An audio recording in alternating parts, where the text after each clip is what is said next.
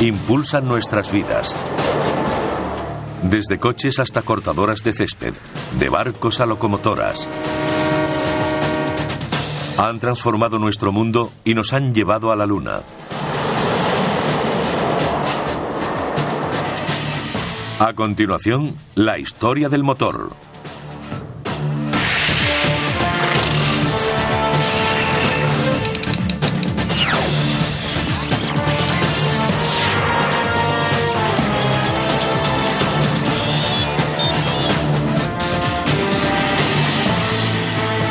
Maravillas modernas. Durante 3 siglos, estos ingeniosos diseños han sido la máxima expresión de la búsqueda de la excelencia técnica. Y a través de muchas generaciones de progreso tecnológico, han tenido un profundo efecto en nuestra forma de trabajar y viajar. La máquina de vapor reemplazó al caballo. Los motores eléctricos y de gasolina sustituyeron a la máquina de vapor. Más tarde, el reactor llevó las cosas a un nivel superior. Y ahora, los motores microtecnológicos demuestran que menos es más.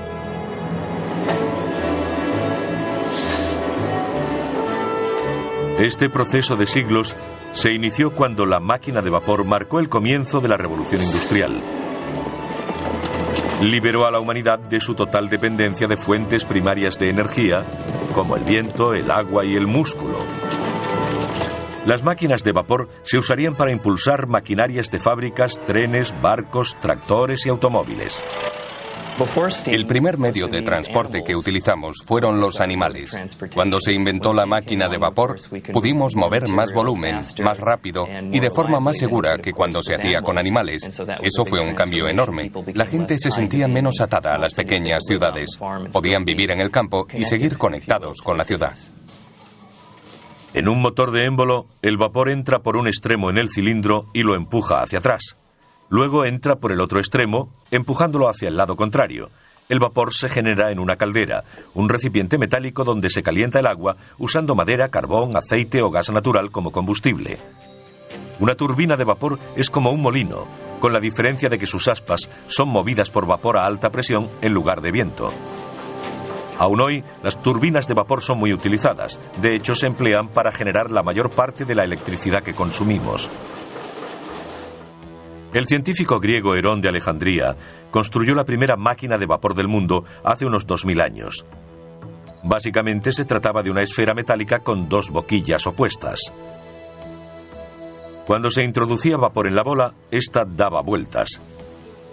Herón expuso su invento en el Serapion, un museo de Atenas, donde entretuvo a los visitantes durante años, aunque solo fue considerado un juguete interesante. En 1705, 2 ingenieros británicos, Thomas Avery y Thomas Newcomen, crearon una gran máquina de vapor que podía utilizarse para bombear el agua de las minas de carbón inundadas. Empleaba un émbolo que subía y bajaba dentro de un cilindro hueco.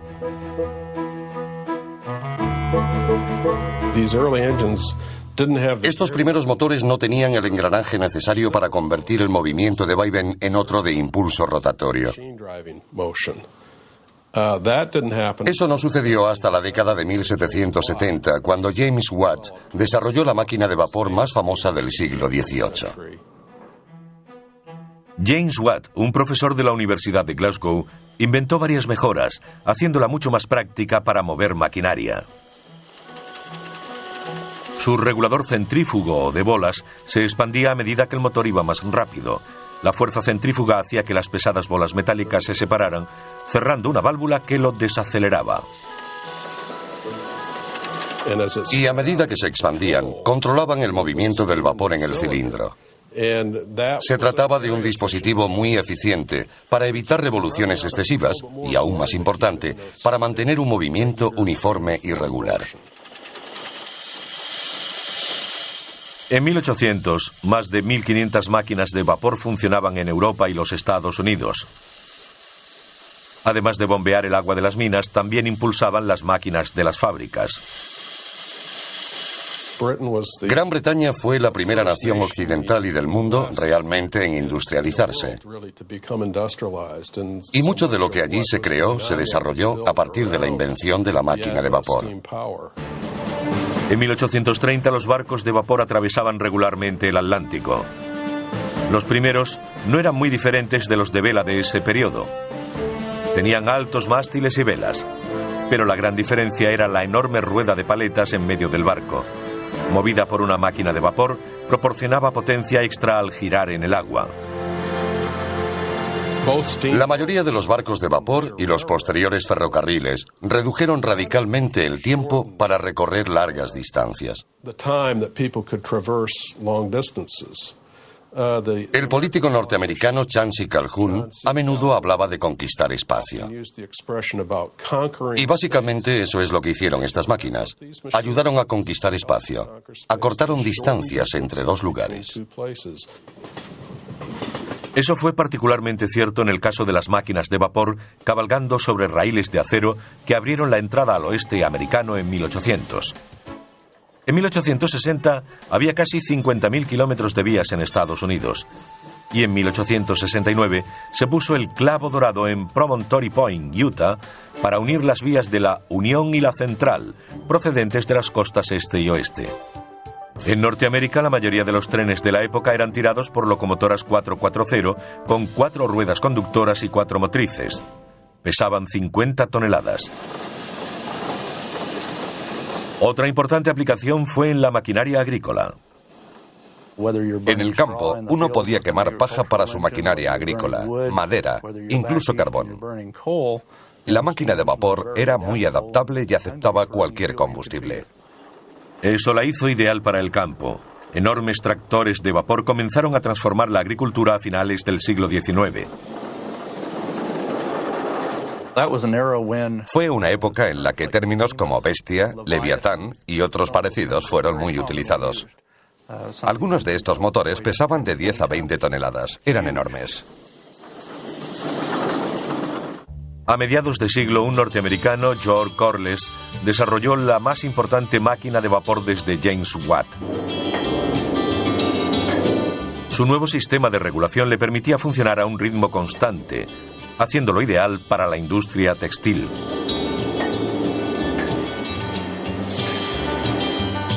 Este motor de Corliss, recientemente restaurado, fue uno de los 3 instalados en un molino de azúcar al sur de California en 1911.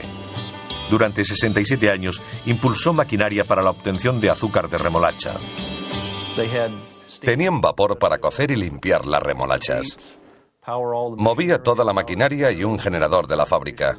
Así tenían luz y energía para todo lo demás. Y la fuerza motriz necesaria para la centrifugadora, extrayendo el azúcar de la pulpa de la remolacha. Era un sistema muy eficiente. La máquina de vapor lo hacía todo. El enorme volante pesaba 8.500 kilos y el conjunto unos 40.000. El motor de 300 caballos prestó servicio hasta 1978, cuando se derribó la azucarera Holly de Santa Ana. Un tipo completamente nuevo de máquina de vapor sin pistones fue presentado por 2 ingenieros a finales de 1800. Charles Parsons, de Gran Bretaña, y Carl de Leval, de Suecia. Y no es el único tipo de máquina de vapor que sigue hoy en uso. Las turbinas, que utilizan la presión del vapor para hacer girar las aspas de un rotor, son más compactas que los motores de émbolo. Y normalmente permiten temperaturas superiores y una mayor expansión del vapor. Todo ello implica más potencia. A principios de 1900 navegaban por el Atlántico varios buques impulsados por turbinas, y en 1920 ya habían sustituido a los antiguos motores de émbolo en los grandes transatlánticos. Desde el Queen Mary, votado en 1934, hasta el Estados Unidos, votado en 1951, eran propulsados por turbinas de vapor. Actualmente, portaaviones y submarinos de la Marina estadounidense son propulsados por turbinas de vapor con combustible nuclear. Es muy probable que el televisor que ahora mismo está mirando funcione gracias al vapor. La mayoría de las centrales eléctricas, sobre todo en Estados Unidos, utilizan turbinas de vapor, incluyendo las nucleares como esta. El generador de la central eléctrica de hecho es de vapor. Sea su fuente de calor de origen nuclear, carbón o gas natural, se trata de una máquina de vapor. Resulta algo irónico que todavía usemos una tecnología que fue inventada hace casi 200 años. El agua circula a través del núcleo, adquiere el calor de la fisión y llega hasta los generadores de vapor, donde se convierte en vapor al instante. A continuación recorre los conductos de vapor hasta la turbina principal y la hace girar para producir electricidad. Puede que las turbinas tengan vigencia, pero los motores de émbolo llevan mucho tiempo en silencio. En Estados Unidos no se fabrican desde los años 50.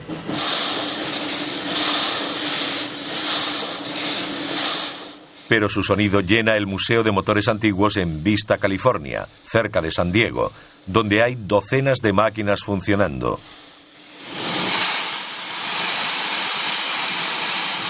En su día fueron impresionantes imágenes de una potencia sin precedentes. Pero hubo grandes errores que convirtieron a estos enormes monstruos en dinosaurios. La transferencia de calor es un proceso lento, y en las máquinas de vapor hay que transferir el calor desde un fluido caliente, concretamente gases de combustión, al fluido que realmente produce la potencia, el vapor. Se advirtió que utilizando motores de combustión interna en los que el fluido que se expande y el que genera el calor es el mismo, la mezcla carburante, se obtenía más potencia con un motor más pequeño. Pero antes de la aparición del motor de combustión interna, surgió otra nueva máquina para ayudar a mover el mundo que no quemaba combustible. A continuación, el eléctrico se gana un lugar entre los motores del mundo. Cuando se extendió el uso de las máquinas de vapor a principios del siglo XIX, eran muy potentes. Pero esa potencia tenía un precio. También eran muy peligrosas. Para obtener la máxima potencia, sus calderas tenían que contener vapor a altas presiones, y no siempre estaban a la altura. En el siglo XIX había problemas con las explosiones de calderas. Solían ocurrir accidentes en los que moría mucha gente. Robert Sterling, un clérigo escocés, estaba cansado de ver a sus parroquianos resultar heridos o muertos por explosiones de máquinas de vapor. Así que decidió hacer algo. Mitad inventor, mitad predicador. Un hombre renacentista, fue un tipo increíble. Sterling desarrolló un motor totalmente nuevo, en 1816, al que llamó de aire caliente. Hoy es conocido como motor Sterling. Los motores que desarrolló eran de baja presión. En su interior no había nada a alta presión que pudiese explotar, incluso si la máquina se estropeaba. Los motores Sterling funcionan calentando una parte del mismo motor y enfriando otra. En su interior hay un mecanismo que hace circular el aire entre el lado caliente y el frío. Cuando está en la parte caliente, el aire se expande y empuja un pistón. Y cuando pasa por el lado frío, se contrae tirando del pistón.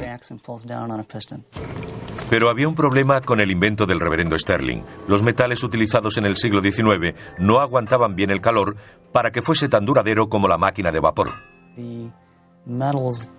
Los metales no aguantaban la alta temperatura de la llama continua.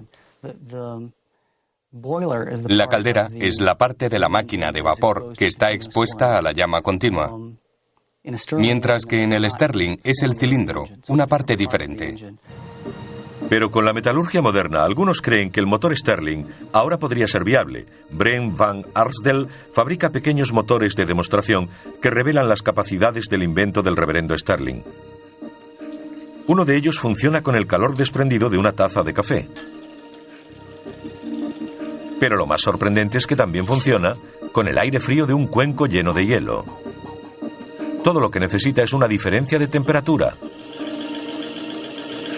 Lo único que hay que hacer es mantener una parte fría y la otra caliente. Funcionan en cualquier sitio donde sea posible mantener la diferencia de temperatura. Este motor Sterling puede funcionar con el calor de la palma de la mano. Durante décadas se ha intentado poner motores Sterling en vehículos y aún no es viable. Son caros, mucho más que los alternativos de gasolina o diésel. Y es muy difícil que sean eficientes debido al continuo cambio de régimen, ya que el conductor va reduciendo o acelerando. Eso dificulta el rendimiento permanente del motor, especialmente en un Sterling. El vapor y los motores Stirling del siglo XIX pronto tuvieron un nuevo competidor que ayudó a impulsar la revolución industrial. Y hoy aún sigue con nosotros. No tenemos máquinas de vapor en nuestras casas, pero sí muchos aparatos eléctricos. Mire a su alrededor, verá que tiene cantidad de ellos: relojes, aire acondicionado, equipos de música, vídeos, ventiladores, aspiradoras, batidoras. Y por supuesto no olvidemos el cepillo de dientes. Todos son accionados por motores eléctricos. Sin ellos ni siquiera podríamos hacer esta entrevista. Más valdría quedarse en la cama, salvo que uno quisiera volver a los días de los carros y los caballos. A diferencia de la mayoría de los motores que utilizan algún tipo de combustión para crear calor, el eléctrico funciona por un principio completamente diferente. Cuando la electricidad fluye a través de un cable, se crea un campo electromagnético. Ello significa que temporalmente ese cable se convierte en un imán, y cuando se corta la electricidad deja de serlo. Si se conecta al revés, se invierten los polos. Y esto es lo que repetidamente hace un motor eléctrico usando la fuerza magnética para crear movimiento. Crea un campo magnético.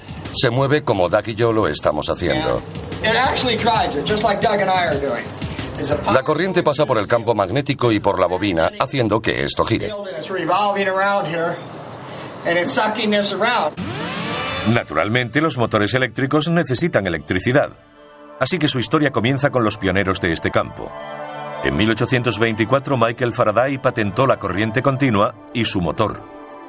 En 1888, el excéntrico genio Nikola Tesla patentó la corriente alterna y el suyo. Hoy en día ambos están en uso. Si funciona con pilas es de corriente continua, si se enchufa en la pared es de corriente alterna.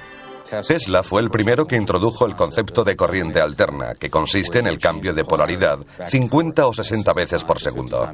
Pero Edison no creía en ello y despidió a Tesla, que fue a trabajar con George Westinghouse. Tesla estaba en lo cierto. La corriente alterna podía ser transportada a muchos kilómetros, mientras que existían limitaciones significativas para la distribución de corriente continua. George Westinghouse adquirió las patentes para el sistema de corriente alterna de Tesla y en 1891 montó la primera línea de corriente alterna de alta tensión en California, conectando San Antonio Canyon con Pomona y San Bernardino. En 1894, Westinghouse empezó a fabricar otro de los inventos de Tesla, el motor de corriente alterna. Los primeros equiparon a algunos de los coches primitivos junto con las máquinas de vapor y los motores de combustión interna que usaban combustible como la gasolina para mover un pistón. No creo que nadie supiera, al menos durante la primera década de la existencia del automóvil, cuál sería el ganador. Alrededor de 1912 finalmente se impuso el motor de combustión interna. Irónicamente, gracias a la adición de uno eléctrico, al que se llamó motor de arranque. Esa era exactamente su función, dar el primer impulso a los pistones sin que el conductor saliese despedido, o peor. Hasta entonces había que hacer girar el motor para que arrancara. No solo era difícil, sino peligroso. Podía romper con facilidad los huesos del brazo y si daba un tirón de la persona, podía hacerle mucho daño. Sin embargo, el motor de arranque lo cambió todo, marcando la desaparición del automóvil eléctrico y el de vapor. Como con la manivela, el motor de arranque iniciaba los ciclos de compresión y combustión necesarios para que el motor funcionase por sí solo. Algunos de los mayores motores eléctricos se hicieron para los ascensores. En 1933, Westinghouse construyó los más rápidos del mundo para el Rockefeller Center de Nueva York. En 1972, instaló los ascensores en el que era por aquel entonces el edificio más alto del mundo, la Torre Sears, en Chicago. En la década de los 90, el motor eléctrico regresó al mundo automovilístico cuando la General Motors presentó el EV1. Muy ligero de peso y con un fuerte chasis rígido, además tenía una de las carrocerías más aerodinámicas jamás fabricadas. Hay quien dijo que fue construido como un avión más que como un coche. Fue un fracaso y se canceló su producción en el 2000. Como sucede con todos los coches eléctricos, el problema es su limitada autonomía entre recargas. Si uno tiene prisa y solo puede recorrer 160 kilómetros parando 8 horas para recargar la batería, mejor se compra un carromato. No creo probable que en 10 o 20 años los vehículos eléctricos compitan con los estándar. La tecnología de las baterías no es lo bastante buena y cuesta mucho, aplicada a la escala que requiere la cantidad de energía necesaria para propulsar un vehículo. Si se redujera su tamaño y aceptásemos una autonomía limitada, los coches eléctricos podrían resultar interesantes, porque realmente no producen emisiones cuando circulan. Puede que ellos no contaminen, pero sí ocurre donde se genera la electricidad que necesitan para recargar sus baterías, ya que la mayor parte proviene de centrales que queman combustibles fósiles. Como los vehículos eléctricos precisan baterías de duración limitada o líneas aéreas a las que conectarse, han tenido más éxito en el transporte público que en el privado. Ciudades como Los Ángeles introdujeron los primeros tranvías eléctricos a principios del siglo XX. Y en algunas ciudades todavía existen. Prácticamente todos los sistemas de metro y de transporte ferroviario ligero usan motores eléctricos.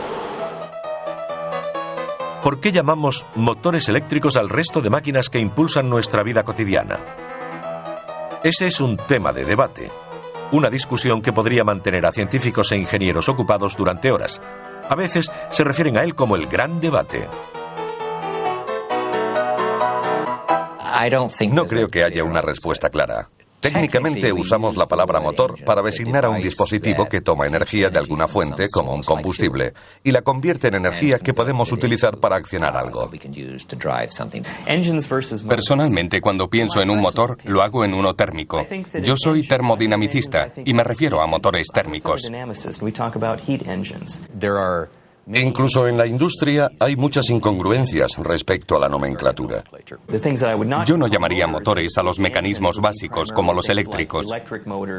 ¿Y cómo explicaríamos el nombre de los fuera borda que llevan motores en su interior?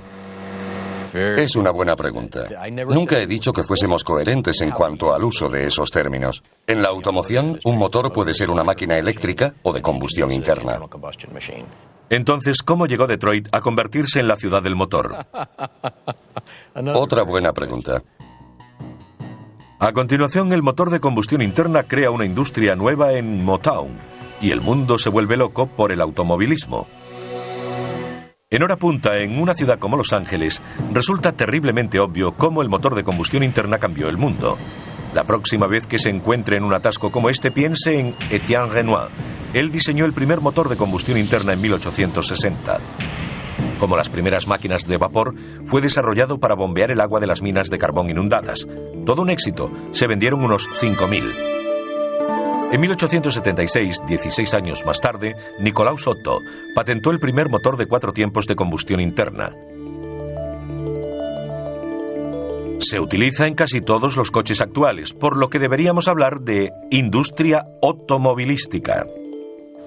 Aún hoy, utilizamos el mismo ciclo de 4 tiempos y apenas lo hemos modificado. Hay un pistón dentro de un cilindro, una biela y un cigüeñal, como sencillo mecanismo para convertir el movimiento de subida y bajada del pistón en el movimiento rotatorio de árbol de transmisión. Es lo que inventó y lo que aún utilizamos. En 1892, Rudolf Diesel patentó el motor diésel. Es similar al motor de combustión interna corriente, salvo que no tiene bujías. Se aspira aire en el tiempo de bajada. Luego es comprimido en el de subida, lo que hace que aumente mucho de temperatura. El aire se calienta tanto que cuando se inyecta el gasóleo, la mezcla del combustible y el aire arde. Mercedes-Benz produjo en serie los primeros automóviles diésel en los años 30. Por su robustez y potencia, los motores diésel de los distintos fabricantes son ampliamente utilizados en grandes camiones y maquinaria pesada. A medida que evolucionaban, tanto los de gasolina como los diésel cambiaron la forma en que se construían las ciudades. También cambiaron la forma de combatir. En la Segunda Guerra Mundial, la producción alcanzó un récord máximo en Estados Unidos. Los nuevos motores hechos en Detroit impulsaron el esfuerzo bélico. Los industriales norteamericanos utilizaron su equipamiento y conocimientos para fabricar 4 millones de motores de todo tipo y tamaño, para camiones, tanques y aviones. La construcción de esta fábrica kilométrica a las afueras de Dearborn, Michigan, costó al gobierno $65 millones.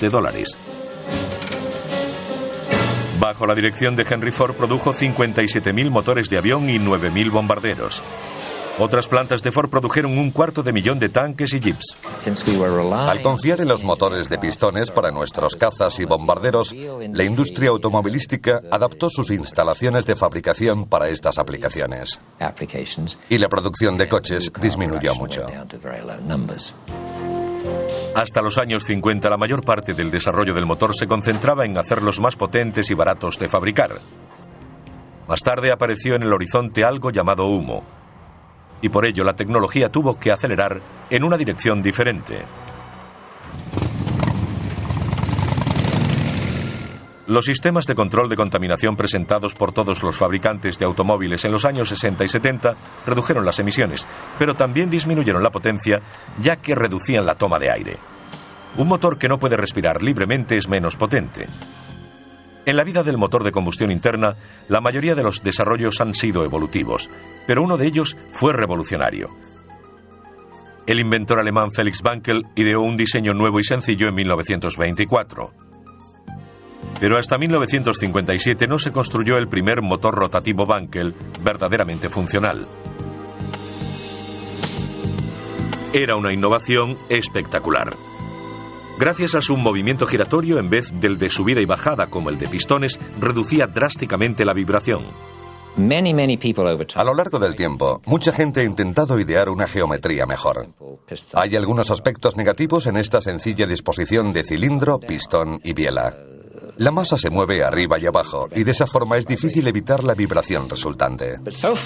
Pero hasta ahora, con la sola excepción de Wankel, nadie ha inventado una geometría que alcance producción mundial.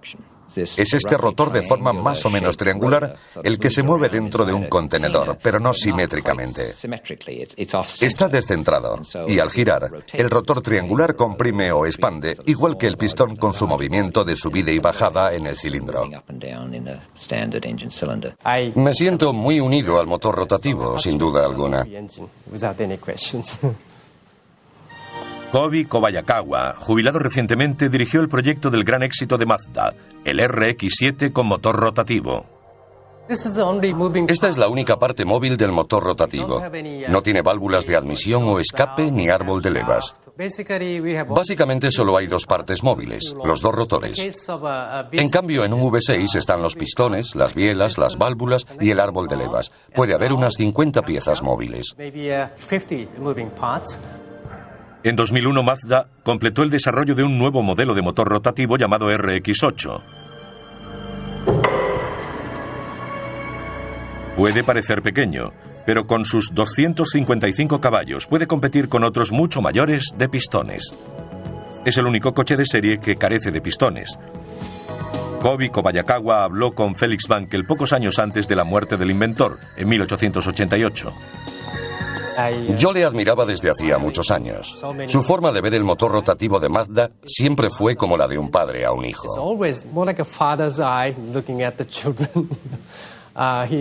Era muy amable y estaba muy contento con el esfuerzo llevado a cabo por Mazda y los resultados obtenidos con el motor rotativo. Felix Wankel estaría orgulloso de que la idea innovadora que tuvo en 1924 siga girando. A continuación, diminutos ingenios que hacen que un ácaro del polvo parezca un monstruo. Recibe el nombre de microtecnología y es lo más pequeño en máquinas y motores.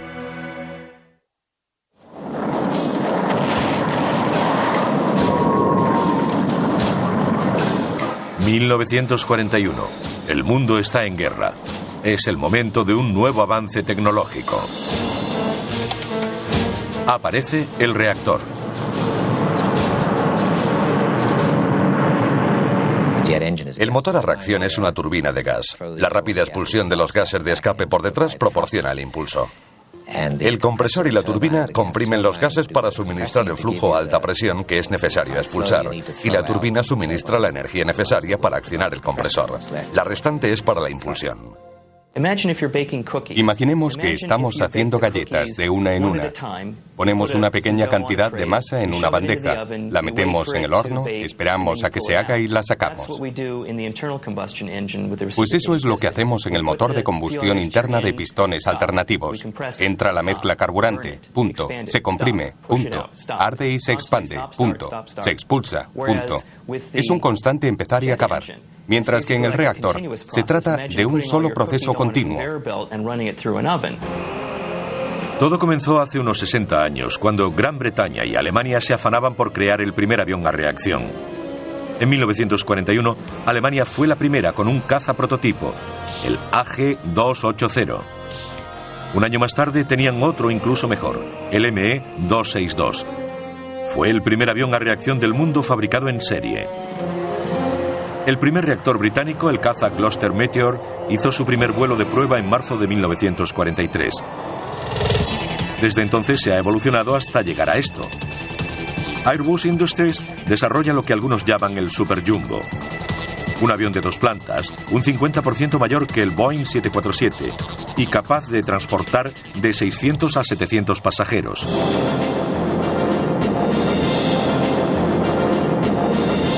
Al principio de su desarrollo, los cohetes y los motores a reacción estaban estrechamente relacionados. La gente hacía poca distinción entre ellos. Un cohete es parecido a un reactor, a diferencia de que lleva su propio suministro de oxígeno para la combustión.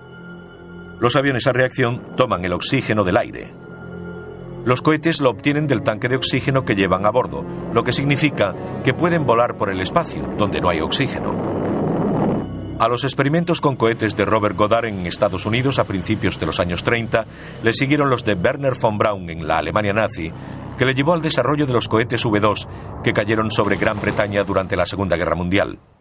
We knew that we had created a new means of warfare. La tecnología de cohetes de Goddard y von Braun permitió futuros desarrollos como la ruptura de la barrera del sonido por Chuck Yeager en 1947, el lanzamiento del satélite ruso Sputnik en 1957 y el alunizaje del Apolo 11 en 1969. Hoy los 3 cohetes principales que impulsan la lanzadera espacial originan un empuje equivalente a 37 millones de caballos. Es lo que producirían 23 presas Hoover juntas. Los motores consumen casi 250.000 litros de hidrógeno líquido por minuto. Son móviles y se utilizan para controlar la lanzadera durante el vuelo. También proporcionan empuje adicional durante el lanzamiento, complementando a los 2 enormes cohetes propulsores que caen al mar tras el despegue. Durante décadas, los nuevos avances tecnológicos han llevado a la creación de mayores motores.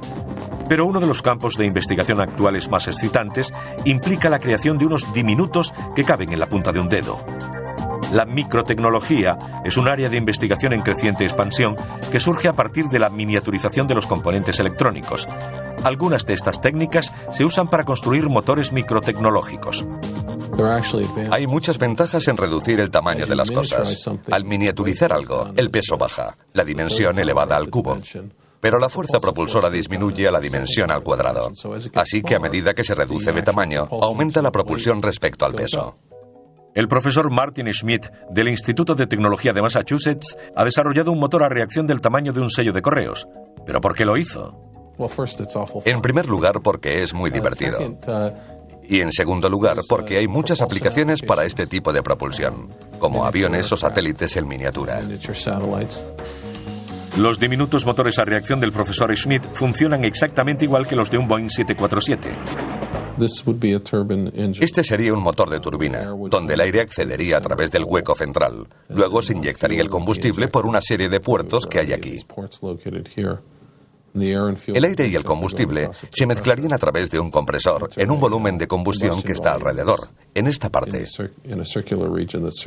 Y luego pasaría a través de la turbina para acabar siendo expulsado por aquí. Dentro se encuentra este pequeño disco que gira a 1,5 millones de revoluciones por minuto. Los científicos del Instituto de Tecnología de Massachusetts creen que este motor podría impulsar un avión diminuto con una envergadura de unos 8 centímetros. Cientos de estos baratos microreactores desechables podrían servir para misiones de reconocimiento de las Fuerzas Armadas o para el estudio climático. Otra aplicación en la que los científicos tienen grandes esperanzas es la generación de electricidad para sustituir a las pesadas y menos eficaces baterías de los ordenadores portátiles, por ejemplo. Algunos científicos trabajan en nuevos conceptos de micromotores que aún no existen a tamaño real. Nuestro objetivo es crear un dispositivo del tamaño de un botón que esperamos genere unos 50 milivatios, suficientes para alimentar un teléfono móvil o una agenda electrónica. Varios juntos servirían para un ordenador portátil. Si tomamos una mezcla de aire y combustible, la introducimos en el centro de la espiral de intercambio de calor y la quemamos, podríamos utilizar gases resultantes de la combustión para precalentar la mezcla entrante. Se puede obtener combustión en situaciones donde no haya llama.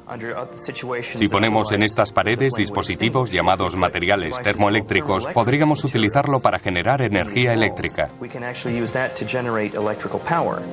Algunos motores microtecnológicos tienen engranajes del tamaño de un grano de polen y dientes del tamaño de un glóbulo rojo. Si se quiere hacer que uno microtecnológico parezca grande, solo hay que ponerlo junto a otro nanotecnológico. Las nanomáquinas son tan pequeñas que ni siquiera pueden verse con un microscopio.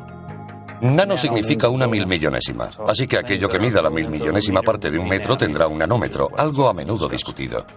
Si ponemos 10 átomos en fila, esta medirá alrededor de un nanómetro. Los orígenes de la nanotecnología se remontan a 1959, cuando el desaparecido científico Richard Feynman dio una conferencia legendaria en el Instituto de Tecnología de California. La tituló «Hay mucho sitio en el fondo». Si profundizamos lo suficiente, todos nuestros dispositivos pueden ser producidos en serie a fin de ser copias absolutamente perfectas unos de otros.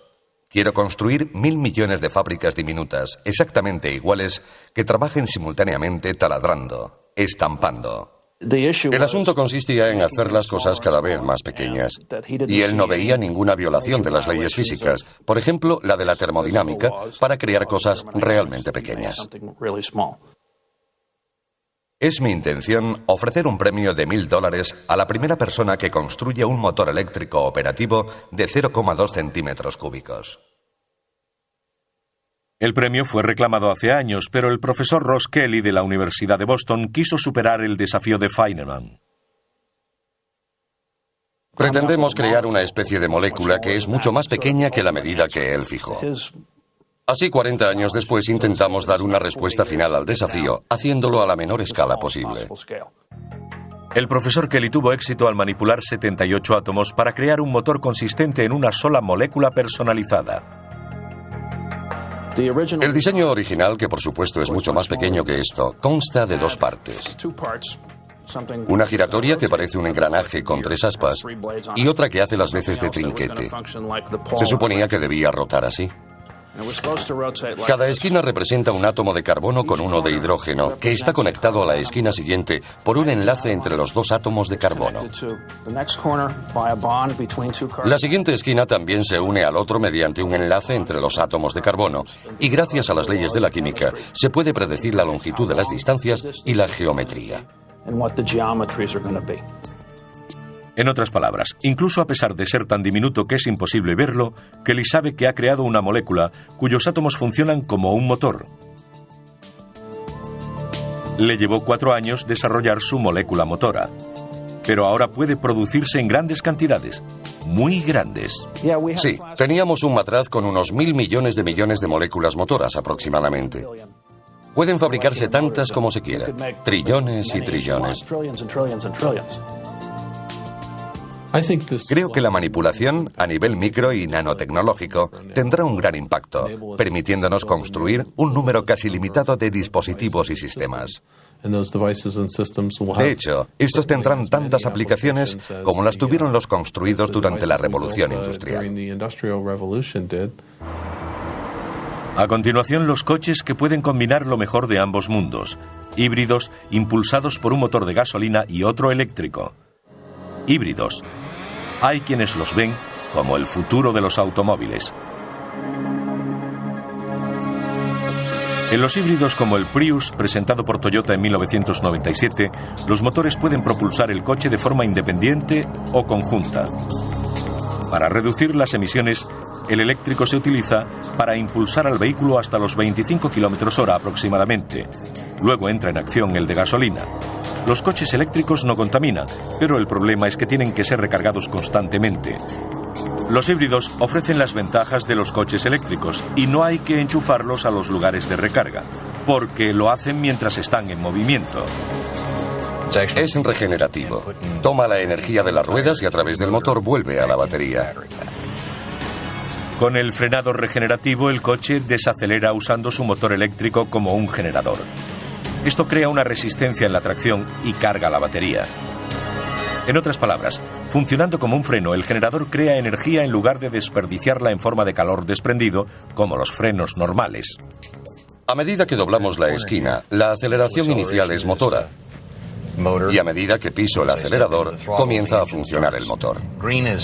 El verde es carga, el rojo es potencia. Si dejo de pisar el acelerador, el motor se desconecta. La energía fluye desde las ruedas a través del motor hasta las baterías. Honda, rival de Toyota, empezó a vender este híbrido biplaza llamado Insight en el año 2000. Ambos cuestan unos 17.000 euros. En Japón se han vendido más de 34.000 híbridos desde 1997. Son más caros porque tienen unas baterías y un motor añadidos que hay que sumar al normal de gasolina. Y los beneficios dependen del tipo de conducción que ofrezcan estos vehículos. En Japón casi doblan las ventas de vehículos diésel, ya que sus autovías están muy congestionadas. La conducción es lenta y hay que estar todo el tiempo parando y arrancando. Si lo comparamos con el tipo de conducción que tenemos en Norteamérica, donde las autovías están menos congestionadas y conducimos a más velocidad y mayores distancias, los híbridos no resultan tan atractivos. Los trenes han utilizado el concepto de híbridos desde hace años. Las locomotoras que llamamos diésel son realmente diésel eléctricas, con un potente motor diésel que genera electricidad para que los motores eléctricos muevan las ruedas. Sin embargo, los híbridos no son la única esperanza del futuro de los automóviles. También está el hidrógeno. En el año 2000, BMW presentó el primer coche de fabricación en serie del mundo que podía trabajar con hidrógeno o gasolina. Cuando se cambia el modo para que funcione con hidrógeno, es como desactivar la contaminación. Lo único que sale del tubo de escape es vapor de agua. Pero el hidrógeno tiene un precio. La pregunta clave es, si alguien quiere hidrógeno, ¿dónde lo consigue? La forma más económica de obtenerlo es a partir del gas natural, que contiene carbono. Así que al producir hidrógeno, liberamos carbono a la atmósfera, algo que no ayuda mucho al efecto invernadero. Si obtuviésemos el hidrógeno a partir de la energía nuclear o solar, quizás pudiéramos encontrar una forma económica de hacerlo sin liberar dióxido de carbono.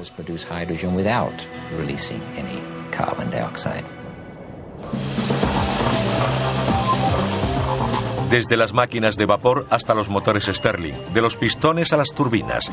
Estudiar la historia de la tecnología del motor es un peregrinaje gratificante. Un viaje al panteón de los mayores logros tecnológicos del hombre.